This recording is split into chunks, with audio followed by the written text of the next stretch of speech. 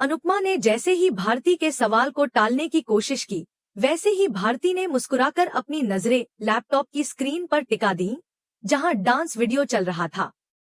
अनुपमा की आंखों में एक हल्का सा डर और अतीत की परछाई नजर आई। वह कुछ पल के लिए चुप हो गई, लेकिन फिर खुद को संभालते हुए रसोई की ओर मुड़ गई। उस समय भारती की बातों ने उसे अंदर तक छू लिया था। उसे एहसास हुआ कि उसकी पहचान का एक हिस्सा अभी भी जिंदा है, जिसे वह सालों से दबाकर जी रही थी। इधर शाह हाउस में लीला और पाखी के बीच बहस और भी तेज हो गई थी।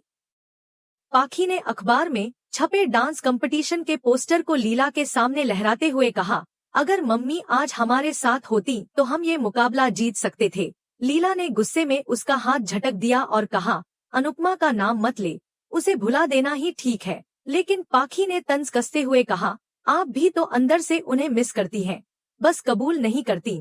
दोनों की बातों से ये साफ था कि अनुपमा की यादें अभी भी इस घर में जिंदा थीं, बस उन्हें जुबान देने वाला कोई नहीं था। वहीं दूसरी तरफ राही अपनी निराशा में डूबी हुई थी।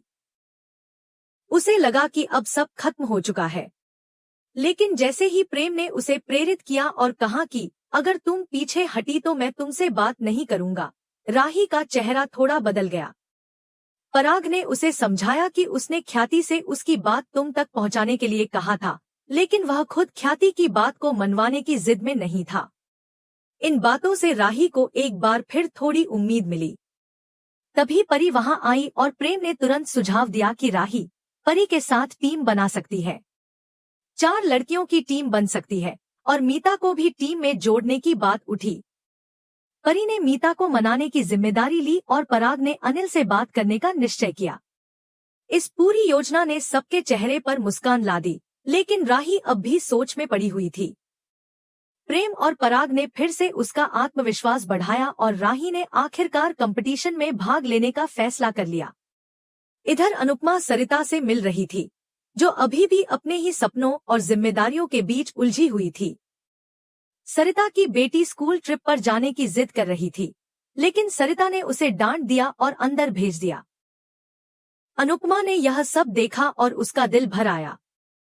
सरिता ने जब यह कहा कि हर सपना पूरा नहीं होता, तो अनुपमा ने बड़ी ही समझदारी से कहा कि अगर शौक पैसे कमा कर दे सकते हैं तो उसमें बुरा क्या है। उसने सरिता को समझाया कि यह प्रतियोगिता सिर्फ जीतने के लिए नहीं है, बल्कि यह अनुभव हमें जिंदगी से जोड़ता है। अनुपमा ने सरिता को यह भी बताया कि खुद को फिर से खोजने का इससे बेहतर मौका नहीं मिलेगा। हर औरत दौड़ में खुद को खो देती है। यह बात सरिता के दिल को छू गई। वह सोच में पड़ गई और जैसे ही अनुपमा जाने लगी, सरिता ने उसे रोक लिया। अनुपमा मुस्कुराई और कहा, कल से प्रैक्टिस के लिए आ जाना। रसोई में भारती फिर से अनुपमा से खाने की खुशबू पर बात कर रही थी। जब उसने पूछा कि आज नूडल्स बन रहे हैं क्या, और अनुपमा ने हैरानी से पूछा कि उसे कैसे पता चला, तो भारती ने बड़ी मासूमियत से कहा कि आपके हाथों की खुशबू ही कुछ और होती है। यह बातचीत छोटी जरूर थी, लेकिन उसमें एक अपनापन था। अनुपमा ने फिर कहा, अब उम्मीदें बढ़ रही हैं। नृत्य ऐसी कला है जो पत्थर के भी पांव थिरका देती है। भारती ने जब कहा कि उसने अनुपमा के पांव थिरकते देखे हैं, तो अनुपमा चौंक गई, लेकिन बात को हल्के में टालने लगी। लेकिन भारती सब समझ गई थी। वह चुपचाप लैपटॉप खोलकर डांस वीडियो देखने लगी, जैसे उसे यकीन हो चला हो कि अनुपमा की कहानी अधूरी नहीं, बल्कि कहीं गहराई से जुड़ी हुई है। इस सब के बीच पाखी का दिल भी अपनी मां के पास खिंचा चला जा रहा था। वह जानती थी कि डांस प्रतियोगिता केवल एक मौका नहीं, बल्कि अपनी पहचान को वापस पाने की लड़ाई है। वह कहती है कि मम्मी होती तो सब कुछ अलग होता। लीला उसे रोकने की कोशिश करती है, लेकिन पाखी अपनी जगह अडिग रहती है। वह कहती है, क्या मैं यह काम छोड़कर डांस प्रतियोगिता में भाग लूं? उसकी आंखों में एक चमक थी, एक उम्मीद थी।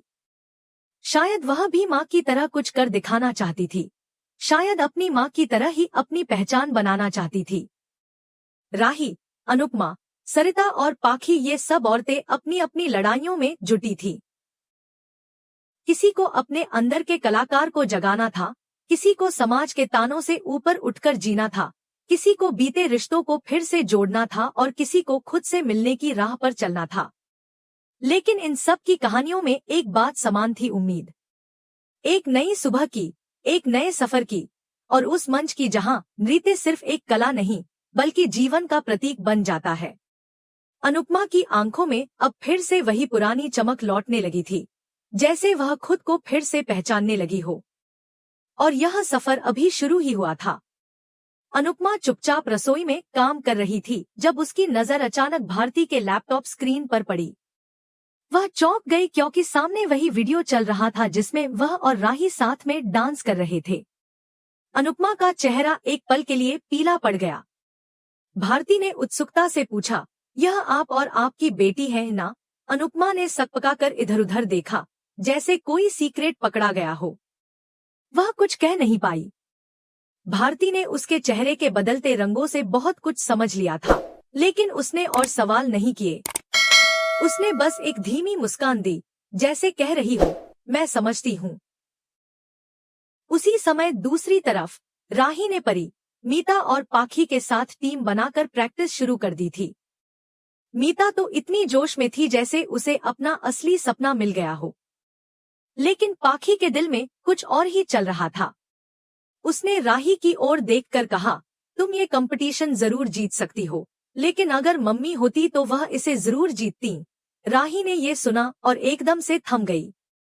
उसकी आंखों में जैसे कोई पुराना दर्द लौट आया हो। उसने सख्त आवाज में कहा, उनका नाम मत लो, दोबारा मत लेना। पाखी ने घबराकर सिर हिला दिया, लेकिन अंदर ही अंदर वह सोच रही थी कि अगर यह टीम जीत गई तो शायद अमीर लोग इनाम के पैसे उसे दे देंगे।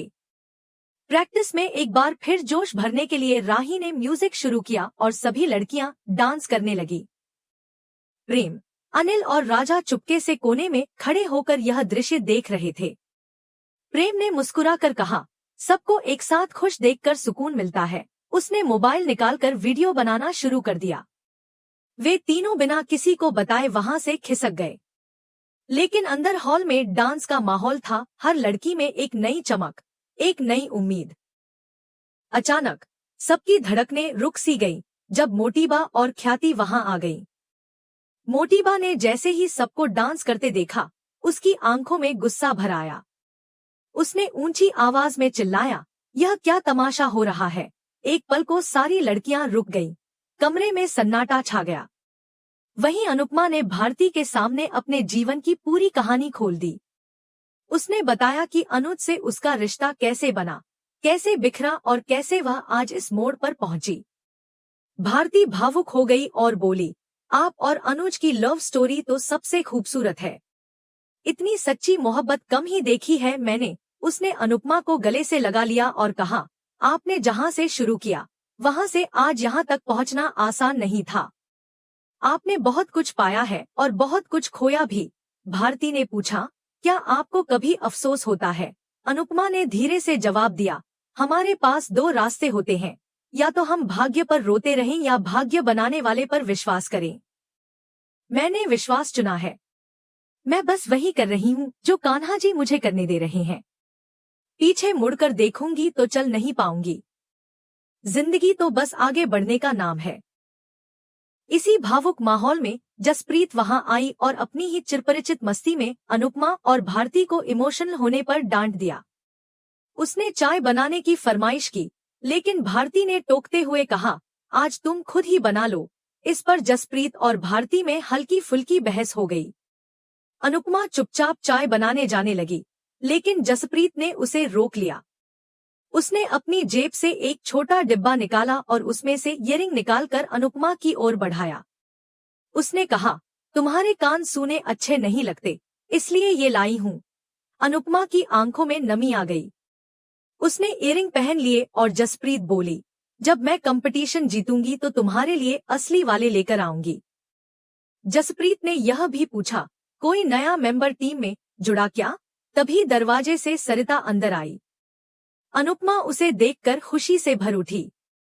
सरिता ने बताया कि दीपा और रीता को मनाना बाकी है, लेकिन वो कोशिश कर रही है। भारती ने उत्सुकता से पूछा, रीता कौन है? सरिता ने जवाब दिया, उसकी सास बहुत खड़ूस है और उसका पति भी बस अपनी माँ की ही सुनता है। यह सुनते ही अनुपमा गंभीर हो गई। उसके दिल में एक चिंता घर कर गई और यहीं से उस अगले संघर्ष की शुरुआत होती है। अनुपमा को जब पता चलता है कि रीता अपने ससुराल में अत्याचार सह रही है, तो वह यह फैसला लेती है कि अब वह रीता की मदद जरूर करेगी। वह जानती है कि एक औरत को कैसे महसूस होता है जब उसके सपनों को रिश्तों की दीवारों में कैद कर दिया जाए। वह ठान लेती है कि रीता को इस दलदल से निकालेगी, जैसे वह खुद कभी बाहर निकली थी। उधर राही को पता चलता है कि प्रेम पहले ही अनुपमा से मिल चुका है। यह बात उसे झटका देती है। लेकिन कहानी अब एक ऐसे मोड़ पर आ चुकी थी जहां हर किरदार अपने अपने रास्ते पर आगे बढ़ने को तैयार था। कोई अपने अतीत से उबरने, कोई अपने वर्तमान को बदलने और कोई अपने भविष्य को गढ़ने। अगर आपको आज का यह एपिसोड पसंद आया तो कमेंट जरूर करें और ऐसे ही आगे की कहानियों के लिए हमारे चैनल को लाइक और सब्सक्राइब जरूर करें। अगली कड़ी में हम देखेंगे कि अनुपमा कैसे रीता के लिए आवाज उठाएगी और राही का अतीत कैसे उसके वर्तमान पर असर डालेगा।